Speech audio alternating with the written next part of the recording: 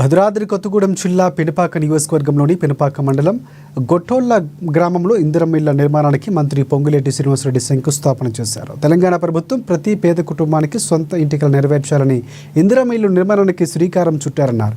రాబోయే 4 గంటల్లో 20 లక్షల ఇల్లు నిర్మించాలని ఇందిరమ్మ ప్రభుత్వం చిత్తశుద్ధితో ఉన్నదని, ప్రతి నియోజకవర్గానికి మొదటి విడతగా 3500 ఇల్లు మంజూరు చేస్తామన్నారు మంత్రి.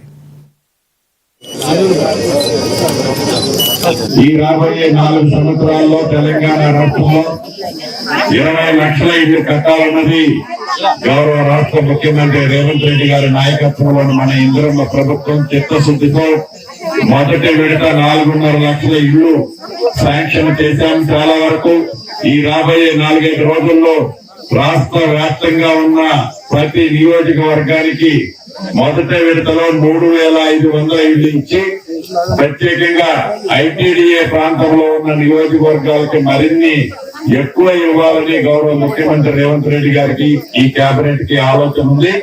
ఇప్పుడే పెనుపాక నియోజకవర్గంలోని పెనుపాక మండలంలో అదే గొట్టెళ్ల గ్రామంలో ఒక ఇంటికి నిరుపేదరాలని ఒక ఇంటికి శంకుస్థాపన చేసుకున్నాం.